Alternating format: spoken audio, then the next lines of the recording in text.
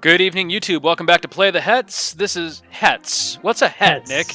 Play the Hets. That's our new name. So I see we've gone back to where it all started in Link's little squatter house. That's right. Well, hey, you know what? It feels a lot bigger without Uncle in it. Speaking of which, where is Uncle? Is he still in the dungeon? You know, that solves itself by the end of the game, I'm pretty sure. Yeah, I'm pretty sure at the end of the game they just say, "And your uncle recovered." Yeah, right. Without a parenthesis stating, "No thanks to you, you good-for-nothing son." Exactly. I mean, nephew. Yeah, exactly. He takes you in after your parents die, raises you as his own, and you leave him to rot at the bottom of Hyrule Castle with 2 broken legs. He crawls his way out.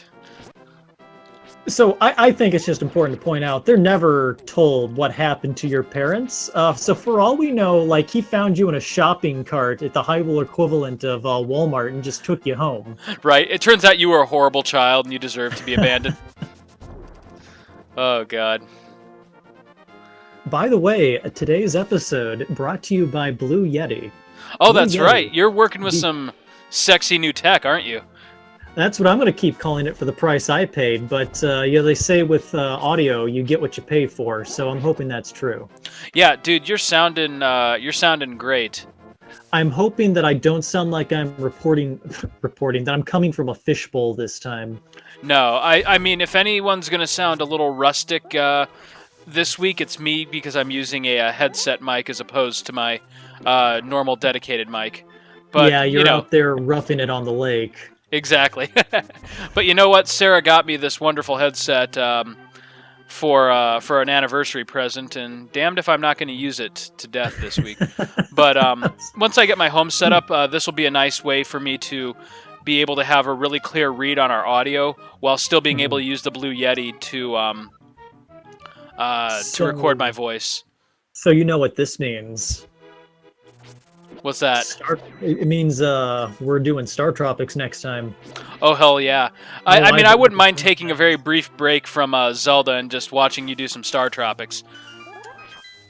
What was the problem with Star Tropics? We were getting white noise. That's what it was, right?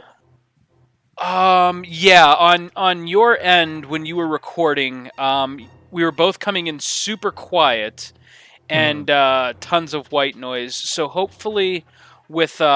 We figured it out to get my voice up to a respectable volume, but we never quite solved the white noise issue.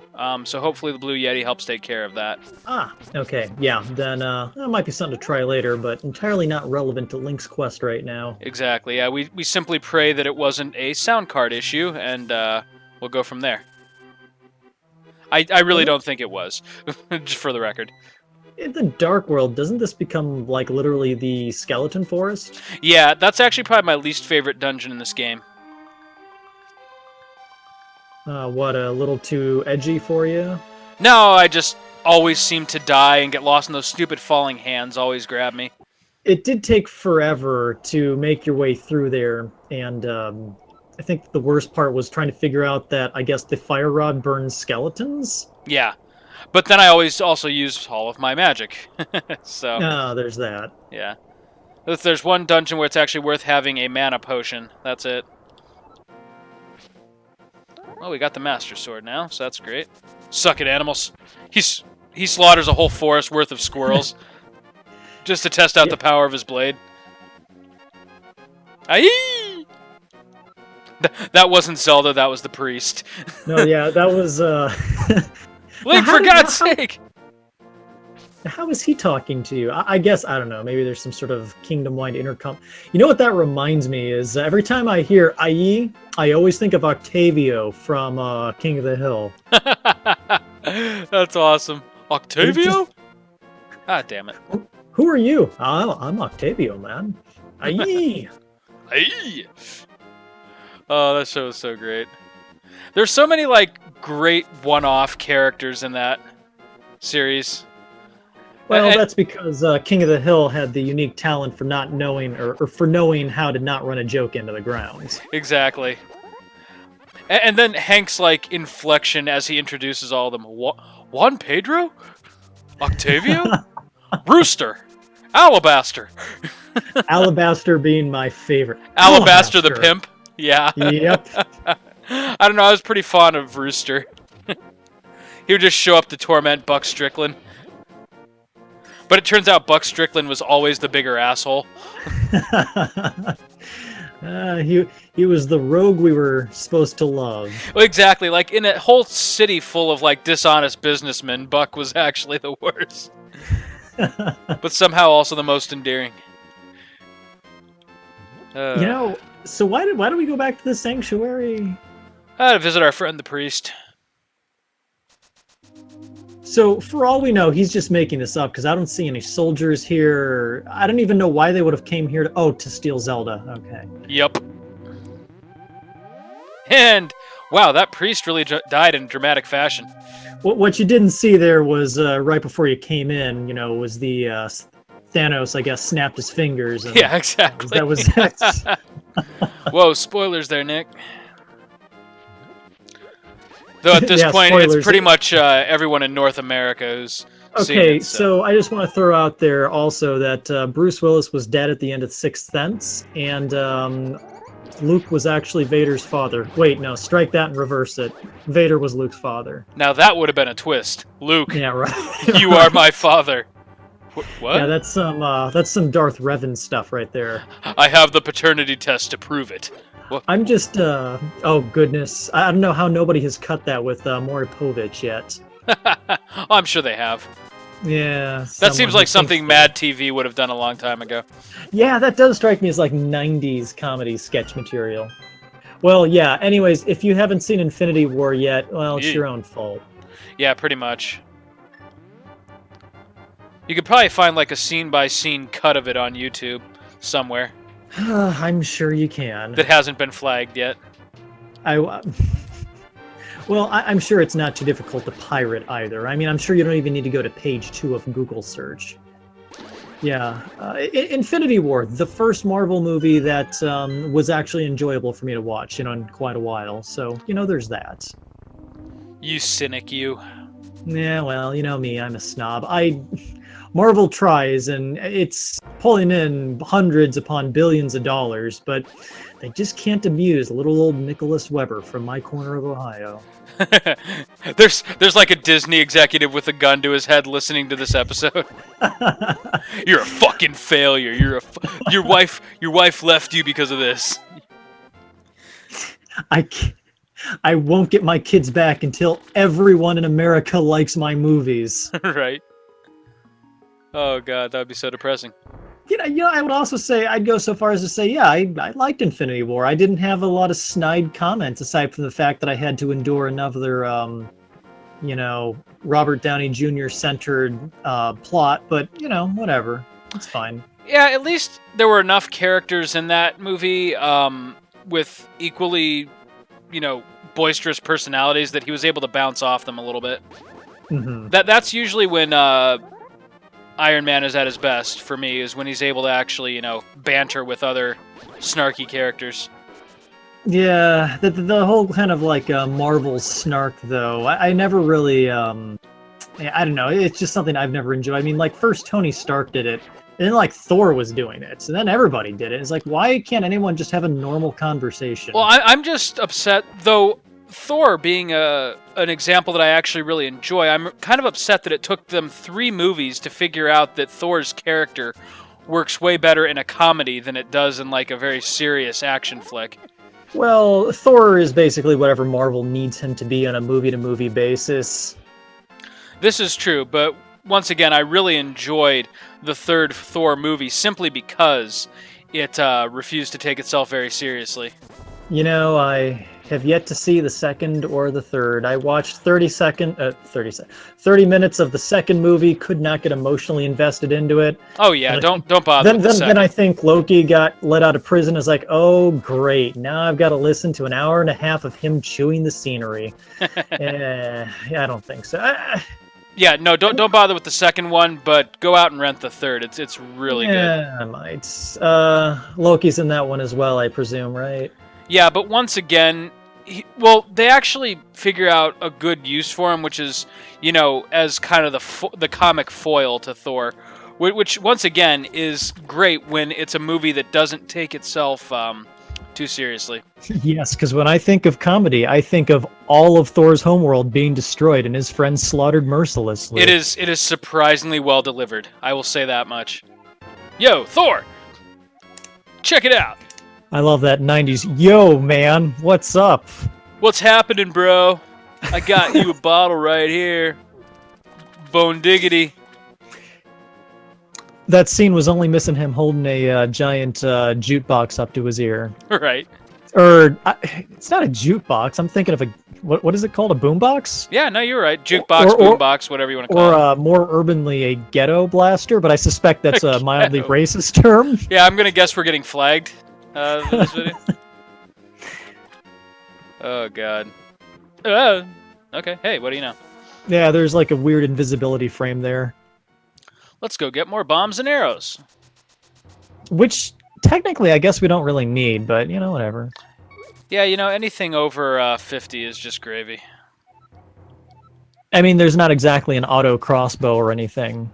That would be hilarious. Where Link's just rapid-firing bolts. There are fairies to the room in your right, but I assume you just didn't want to waste a bomb. I do have the extra jar now, though. I should do that. Oh, that's true. Or you could always fill it with magic. That's true.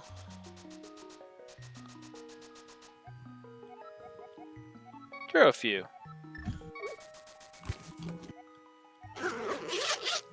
God, Nick, I feel so happy. But do you feel lucky? Isn't that the fortune teller's job to tell me? That's true, yeah. And I guess whether or not it comes true is, well, luck. I've never truly been happy. Okay, well, keep on throwing all the way up to 99. Keep on throwing in throw in more rupees. Maybe you'll get happy. Yeah, right. That's what I told myself about Final Fantasy XIV. Maybe if I just get enough tomes of soldiery and I buy all that elegant armor, maybe I'll finally be happy. And maybe the other players will finally respect me and stop trolling me. And then they release high elegant armor, and then the tomes of soldiery were replaced with tomes of philosophy. Oh God. I used to be with it, and then they changed what it was, and then it became scary and unknown, and it'll happen to you too one day, or every 3 months in Final Fantasy XIV, whatever. Though I joke about the community in that game is actually pretty good. That game, the community was great. It's still like the darling of MMOs online, and it's still one of the few games you've got to pay for. So yeah, that's actually worth paying, though. I have nothing but respect for that game. It was an incredibly fun year and a half playing it, but that's all I could do was play that one game. Yeah, you know, I mean, that's the problem with MMOs at large, is that eventually you've got to move on to something else. Right, but they don't want you to do that. But, no. You know, I was kind of doing that whole Ouroboros thing of chasing my own tail and eating it. Yep. Yeah, so. Now let's see. Again, it was fun. Before we go to the castle here, are there any heart pieces that are easily accessible with the gear that I have that we haven't picked up yet? Well, I don't think you got the piece of heart that's in that storehouse where you got to let the water out. Did I not do that? I don't think you did that. Huh. I don't have a memory of you having done that. You know, I think you're right. Now, the question is, how do you get up there? I'm just going to dog it up here. Let's see. There's one that I can do with the mirror, if I had a Dark World entrance. Yeah, well, you still got to fight Agahanmanamnanmanon. Agamemnon. Agamemnon. M. Night Agahanmanamnanmanon. M. Night Shyamalan. Bananarama Bobana. Fee-fi fo fana. Agamemnon. Foreign names, they're great. All right. And it turns out he's like a 5th generation American, and I'm just really intolerant. Yeah. Well, you don't know the Aghanims? It's the whitest. You're right. I have not been in here. Well, maybe you just didn't get this treasure box. Yay! Bombs. You know, like if I went into a building and I opened up a chest of bombs, I'd be calling the bomb squad immediately. Yeah, right. You guys are going to want to get over here, right? Did I just... Almost. You're good. Yeah, okay. You're still good. It's like, wait a minute. Is the right one again? Yeah.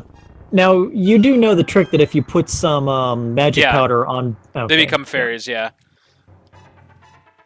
Which is always great when you're, like, struggling in a dungeon and those things, like, you can count a room full of those things. Yeah, you both... Oh, hey, you know you can do something with the fish, right? What was the fish trick? You can take him to the bottle seller in Hyrule Town, and he'll buy it from you. Really? Or not Hyrule Town, Kakariko? Yeah, Kakariko. Wow, this blue soldier really wanted it.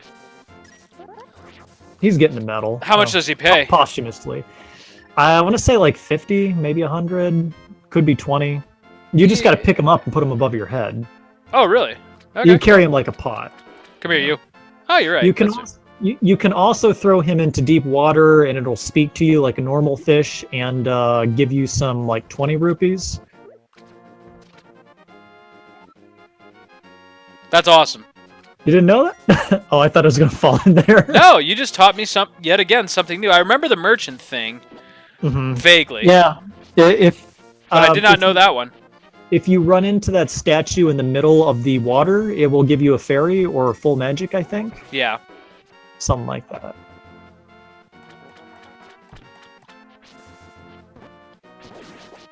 Oh, why? Waiting for him to come out. And his buddy there next to him. So, I was trying to find my new book that I want to tackle since I finished the Witcher series, and I want to start Dune, but I haven't quite, like... I know that's going to be a multi-book commitment. Yeah. So I was on Amazon looking for a next project to read, and I ran into something called Dinosaur Knights, Lord of the Dinosaurs. Dinosaur Knights. Dinosaur Knights. And after some research, I found out it's exactly what it sounds like. It's a book about an alternative history where dinosaurs survived and then medieval knights tamed them. That is awesome. I don't know if I want to read Because fuck this. dragons, we're rooting this in reality. It's a series, by the way. Like, this isn't a one-off joke book. This is apparently a series of at least 3 books. About to be converted into a major motion picture. Oh, gosh. Yeah. Halo Dude, if gets that a movie happens, stuck we're in... seeing it on release night, man. Oh, absolutely. I might even pick up one of these books. But the only thing is, though, we're going to have Sarah drive us because there is no way we're seeing that movie sober. So it's Godzilla all over again. No, the only movie I've actually ever watched drunk was Dark Knight Rise of the Return of the Batman, or whatever it was. Rise of Bane! That's right, The Rise of Bane. Yeah, Bane that was a Rising. movie that... well, that was a movie.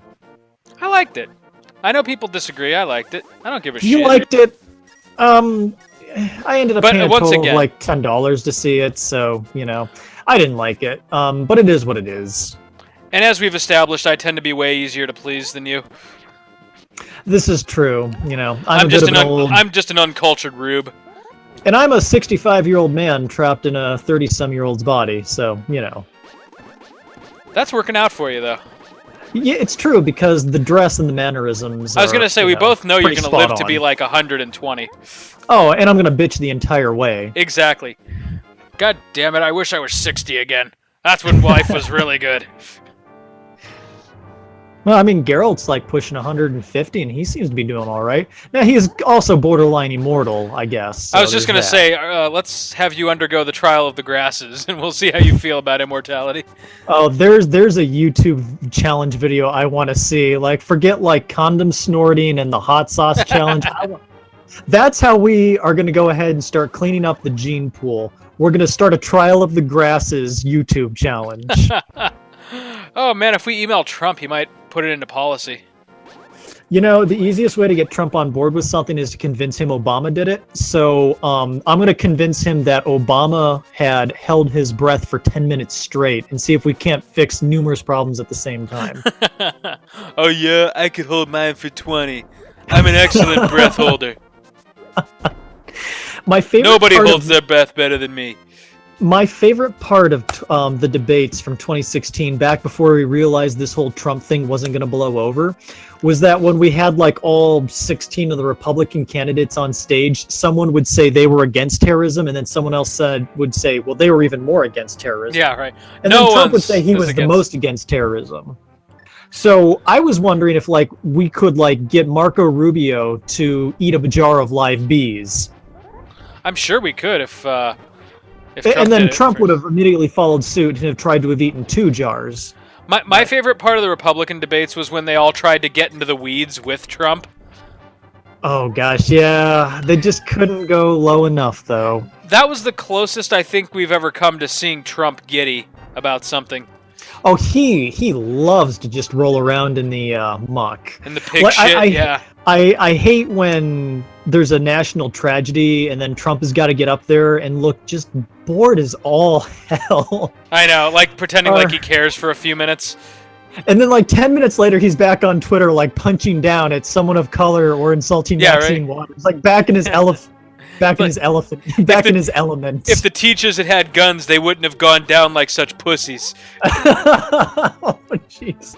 That's where we are right now. It is going to be a rough 6 years. Oh, man. Though I hate saying that. I hate people who quote that fucking song. Huh. This is America. I have not seen that. Really? I recently realized that Childish Gambino is also Lando Calrissian. Yes, that's awesome. Who is also Donald Glover. Yeah, who's not Danny Glover. Yeah, no. Well, and the funny thing about it, though, like, on its own, it's actually, like, a good, timely music video, and it carries, like, an important message about the cultural norms of our day.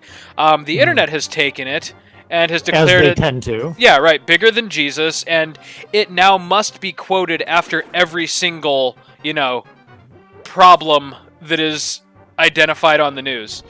What is the quote? Because I have apparently been hiding under a rock. Oh, just a bunch of hipsters saying "This is America" every time someone gets shot or offended, that makes a lot more memes make more sense. Okay. Yeah. So basically, anytime you see a meme where it's basically like the "Thanks Obama" of 2018.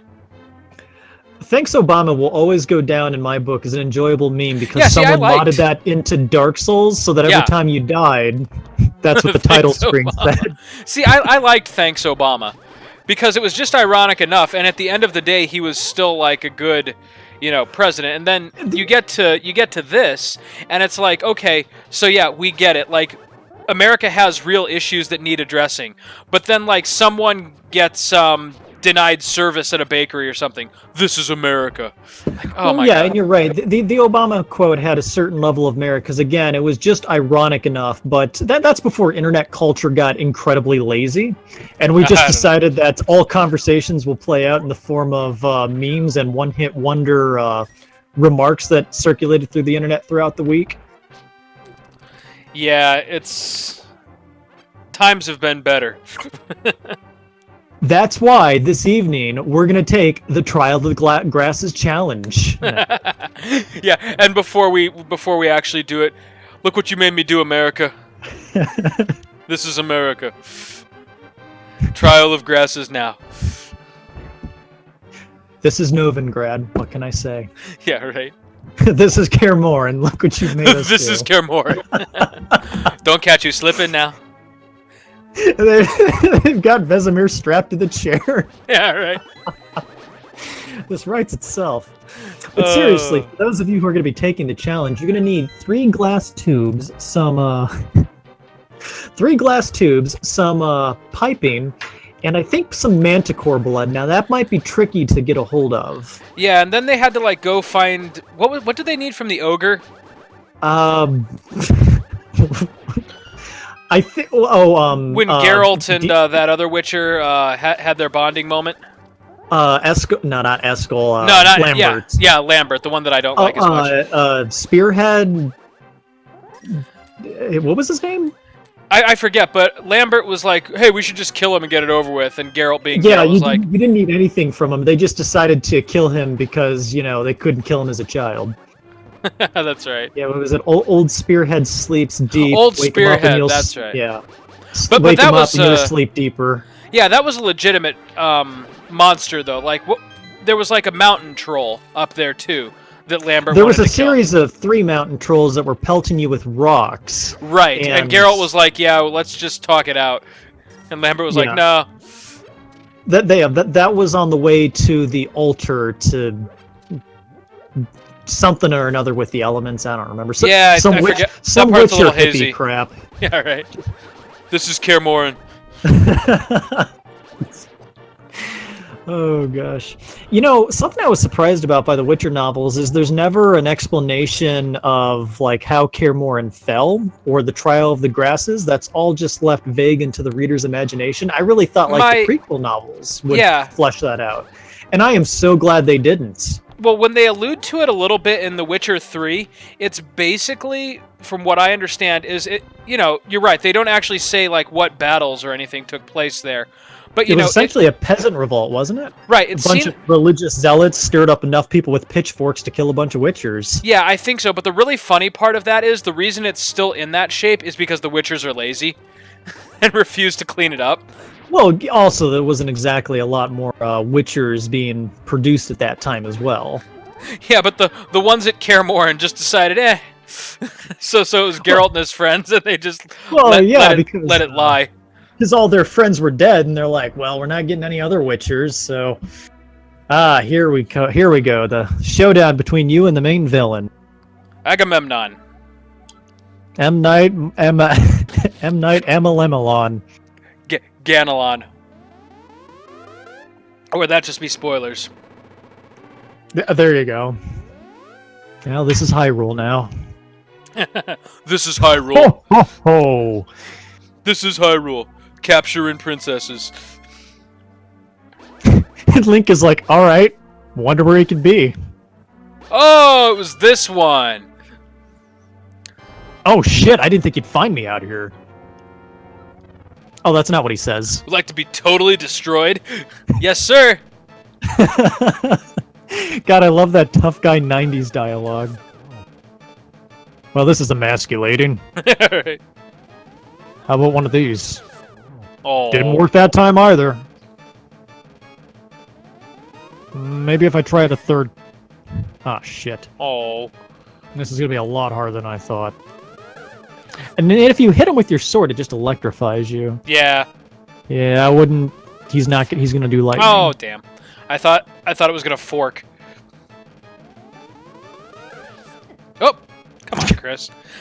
Well, now it's going to be like Dark Souls. He's got his second wind. Yeah, right, where you slip up once and then you just get really nervous and start taking bogus damage. Oh, for real. Oh, wow, I really thought... Yeah, he faked me out. Lightning, until he turned. Here comes the lightning. Nope. No, he always does lightning at the center of the room. Okay, so here comes the lightning. Okay, that's lightning, because he won't turn. There we go. Speaking of which, the Steam Summer Sale is going on, and I don't think you've purchased Dark Souls 2 yet. Yeah, I'm going to see if I can't scrape up a little extra funds here. And, I think it is $10 currently for the full not expensive, but I also just bought like 5 games on the Steam sale and picked up a copy of Illusion of Gaia in box at a awesome game store up here at Lake Erie. If anyone lives in Northwest Ohio, go to CC Games. It is excellent. I mean, the guy who owns it is basically like what you and I would do if we had the money to open up a small business. And it was profitable to sell games physically? Exactly. Well, no, this guy just like finds rare shit and puts it on sale in his store. He currently sitting on his shelf, besides Illusion of Gaia, he has a boxed copy of Link to the Past, and what was really tempting for me, if it weren't $100, a boxed copy of Super Metroid. Only 100, huh? Yeah. No, that's walking around money. Yeah, in box with the manual. Like I was like looking for an excuse. Oh, okay. Sorry, never mind. Like in good condition, or? Yep, mint condition, pretty much. I mean, a little bit of wear and tear around the corners, but not factory. I have one of those upstairs. Oh, nice. Oh, so you're looking for like a factory sealed, like never. I thought been that's opened. what you meant. Yeah. Yeah, no, I'm just looking to replace like the ones from my childhood that my asshole brother sold. I keep forgetting to have all these rare games upstairs, and I never look at them. Hey, if you want to sell them to your good buddy Chris, I am currently... Yeah, that's also not happening, so maybe maybe when I forget a birthday sometime in the future and I need a quickie present. Excellent. My birthday is tomorrow, just so you know. It's not. Hey, YouTube, send me birthday presents.